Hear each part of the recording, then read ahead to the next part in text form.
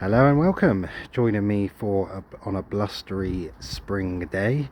Not particularly going to do a tour. We'll just go around and see what I've done planting wise. I decided to do a bit of he who dares wins and put all the plants out. Main reason is because the forecast seems pretty good for the foreseeable future. There was 3 sevens as my lowest nighttime temperatures, so that's my trigger point to go forth and plant. So I've done it. We'll see what happens, whether it was a gamble that will pay off or not. First thing you probably note is that those bananas are gone. They were an absolute bugger, but we'll get to that in a minute.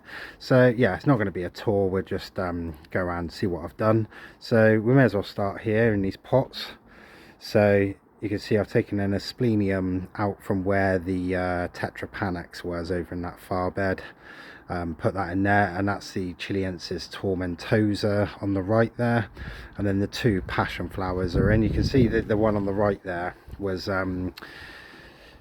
it was folded over, if you see what I mean, so it's already at the top of the pergola. I don't know whether I should cut that back or not. This one's already been cut back and not got anything on it, so yeah, that'll be good to see how they go. They sound like they can get quite vigorous. Whether it will in a pot or not remains to be seen, but we'll get around to all this in a minute. You can see I bought myself a little cypress tree, which looks really good, but we'll get to that in a bit. So yeah, over here, not really done too much at the moment. Thing of note is the Cyathea frond is still going, not been frosted off yet, so happy days. I think I said last time, but that Scheffler is in the back over there.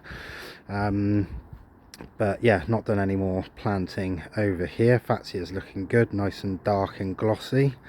Now yeah, quite interesting actually. I did reflect on this after the last video, but this Cyathea cooperi here, which is inside a coil, you can see there, is already throwing up fronds left, right and centre, or top and bottom as we're looking at it.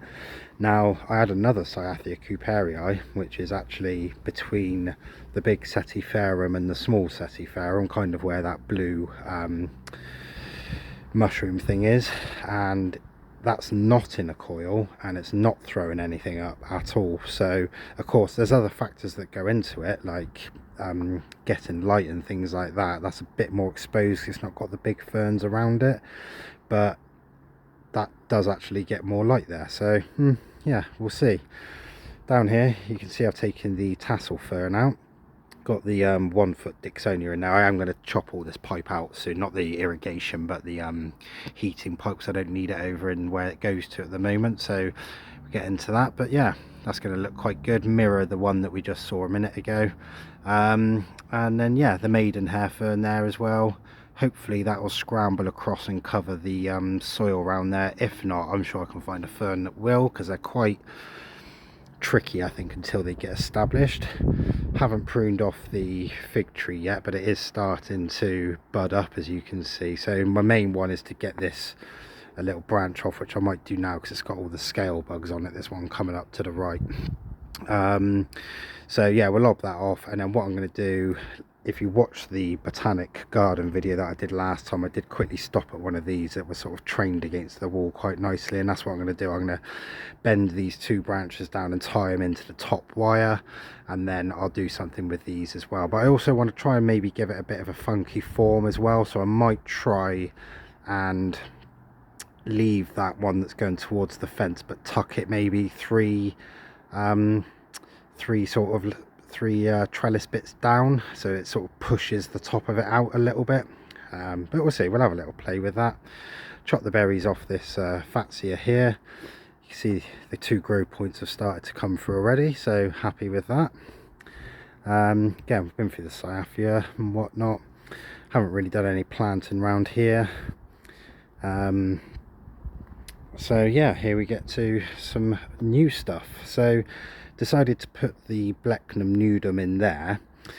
First reason was because it's quite wet and boggy, this area. I think that's what did the Scheffler rhododendrofloria in last year, was that it was too boggy. So you can see I've put another Scheffler there. So, but I did dig down and free up all the soil, so it should be okay. You can probably just see there's half the canna there, chopped up. So we've already got one new one coming up there, so that should be quite good.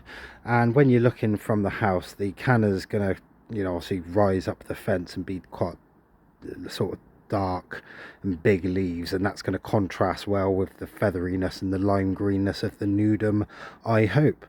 Finally got Clematis armandii over there, so yeah, as I said before, when I get round to building the waterfall in the next few months, the idea of that is to go up and go across that, because there's an evergreen, so that should be quite good.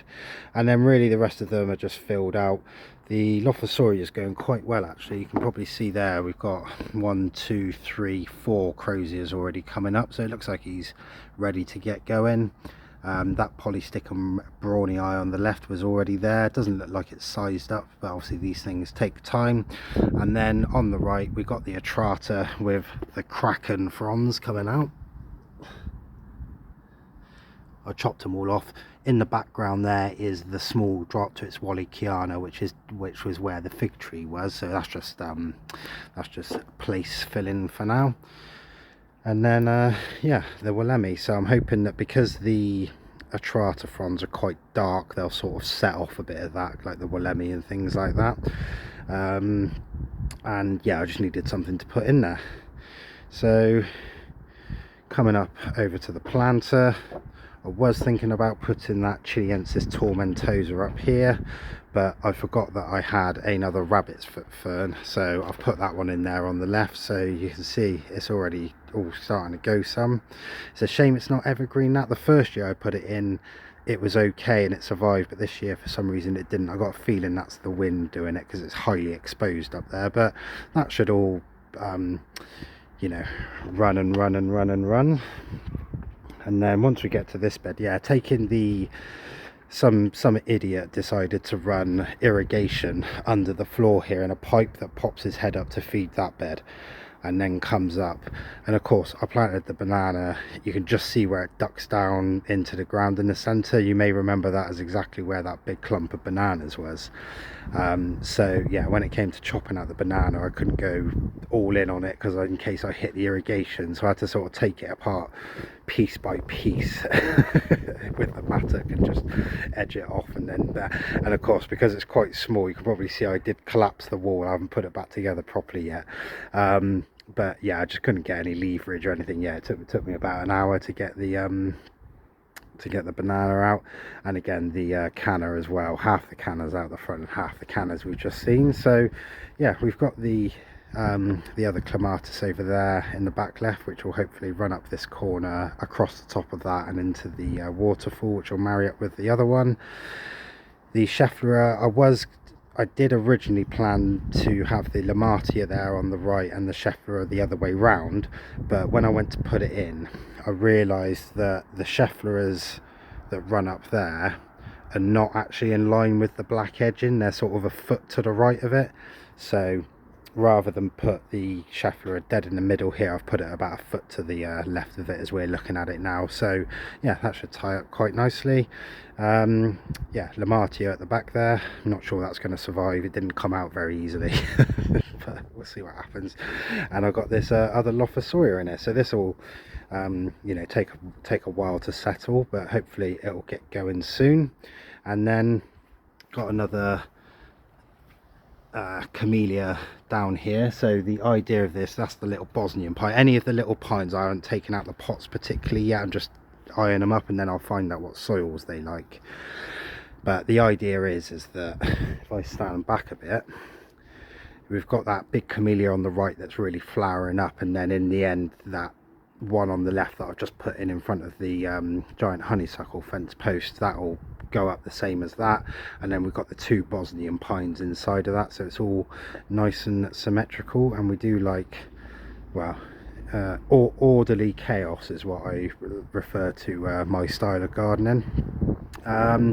So yeah, the honeysuckle, interesting thing really was that I've taken it back to, apart from the bit that runs behind the bench there, I've taken it back to where it sort of died off, and you can see that's virtually exactly where the coil, where the heating was by it. So yeah, quite interesting. Also quite interesting in the fact that it's probably really borderline. So it's going to be tricky to keep alive, but I fancy if it gets in there, maybe gets a few good years and wood's right out, I probably might be all right. But what I'll do when I tidy up and do a utilities run, I'll tidy up that pipe that's running out because it looks a little bit bait at the moment. So what I'll do is probably I might try and get some black pipe and then really take it close to the trunk or the stem that's winding round, and then when it comes up here, instead of it going into that stupid little elbow and then dropping down the left there, as you can see, run it across with whatever runs across the pergola, and then drop it down in behind the camellias or something like that, because the pipes run behind the bench. So yeah, you know, good job I do this as a living. So well, not outside garden heating, but just heating in general, so it's not no business to me really. One thing I did want to say is I've put the dragonfly art up, as you can see. I'm not too sure about the black. Now the thing is that it rained earlier, and if you have a look over on the right hand corner, you can just see when it's wet it kind of gives it a bit of a slight reddy tinge. It looked really good then, but it doesn't look quite as good when the fence is not wet, so probably means I'm gonna have to paint it all, doesn't it? Or go for the more coppery bronzy type art. But yeah, you know, that's all tat and trinkets in it, so we'll you know, that's the last thing we'll get to. So yeah, Sawyer got a big frond coming up. This one's just come out here, you can just see it on the right, and we've had one come up at the back, and there's a knuckle of about 4 or 5 down there as well. So yeah, it's kind of, it is very graceful, this thing, but it's also a bit straggly and sort of weedy in the respect that it just finds its way up through itself. But yeah, it's not even been in a year, so we'll see what happens with that. With the Larissa, what I wanted to show you was how good it looks down behind it. Just look at the size of them. I can't really get down there, but they look super glossy and vibrant down there. And if you imagine that all the way around this with giant yellow honeysuckle flowers drooping off it, it's going to look immense if I can do it. So we're going to have a bit of ambition, haven't we? But in some places the honeysuckle's ready to go. If we come over here, you can see it's ready to go there, it's ready to go there, not here. I haven't trimmed this bit though, I haven't taken the dead bit off. And then yeah, it's a few little places are starting to go, some of it isn't, so give it a few weeks and see how it's going to go really, and we will see.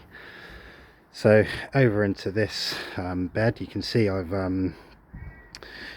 totally taken everything out of here. So the Cyathea is now in the center, and we can just see what difference the having protection of the ferns had it, because this was obviously in the right where that Aphenis is now. To the left of it was that Erythrosaura, that big one, which if you're wondering, I gave it to my mother because she was after a fern and I didn't really have a spot for it. I could have found a spot, but she asked me as I had it out the ground, and I was kind of like, oh, here you go, just have this, I want the bucket back, sort of thing. So that's gone to a good home, so I'm happy with that. But yeah, so it had the big bushy Erythrosaura to the left of it, and then it had the Nephrolepis which died to the right of it. So you can just see the difference that's made. Going to leave that one in there. That's a Cyathea australis. Some of these camellia flowers are looking really nice. This one,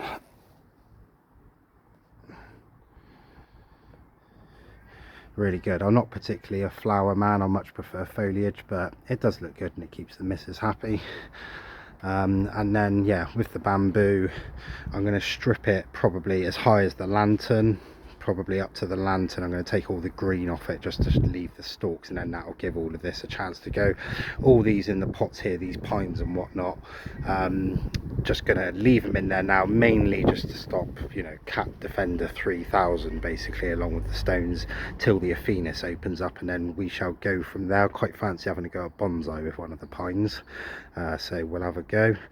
Tetrapanax is you can see starting to go.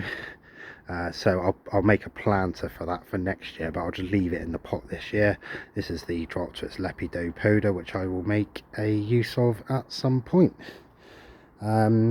So yeah, the Chileensis tomentosa didn't amazingly like being moved. You can see a lot of it's browned off, but it has got a new load of croziers coming up, so yeah, we'll see how it does. And then finally this bed, which I'm pretty happy with, to be honest with you, where the cypress is and the other pine, which is just the equivalent to the right of the Schefflera.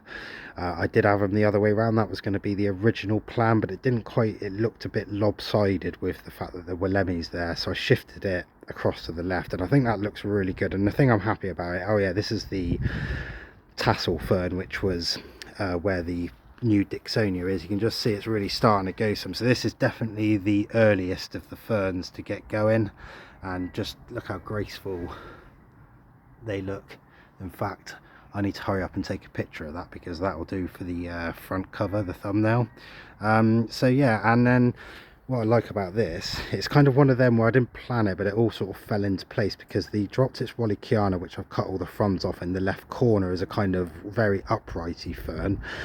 The Polyblepharum there, the tassel fern, is kind of a bit more lean over the side one. Then we've got the Chilense, which is a bit more of a upright one, the Atrata, which is a kind of hanging over. Then we've got the conifers, which are going to go up. Then we've got an Erythrosaur at the back, which is all bushy, and then the Schefflera should come up across. So there's a nice little mix. And what I've noticed is when I've been sitting at different angles, like when I've been sat in my evening seat, it looks a really good frame from there as well. And then when you come over here to the full sun seat down this bench by the Lanursera, it looks quite good there. And then another good thing as well is that that's obviously, I mean, obviously a play area. Nothing is going to be overhanging it too much to, you know, if I put where that, the original plan was to put a Dixonia where that cypress is. But if you think with the fronds coming out and 5-year-old kids running through it, they're just going to get snapped off. So yeah, it works quite well, and I love it when something that wasn't planned comes together, if that makes sense. So yeah, super happy with that. I need to repot the cypress tree, and you can see I need to repot that as well. I just shoved it in there just for now. But yeah, it's coming along. My next thing is just to contemplate the monkey puzzle, because I definitely need to make a good use of it. Now what I'm thinking is that if that Wollemi is going to go in the ground near enough where it is, if I could somehow get the monkey puzzle somewhere between the bar stool and the big high planter, like over in that corner there, and then I've got the Norfolk Island pine upstairs in a pot that can sit in a pot just to the right of that other pine there on the, you know, the other side of the border, and then that will carry, you know, that'll kind of be all the araucarias together and look quite symmetrical as well.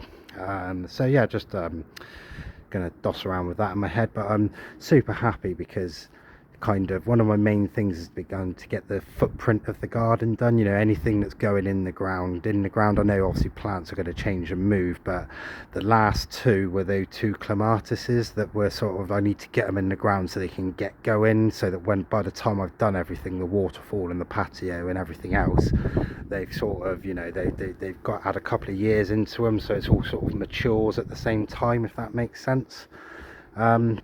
So yeah, I'm super happy, and now I can concentrate on other things.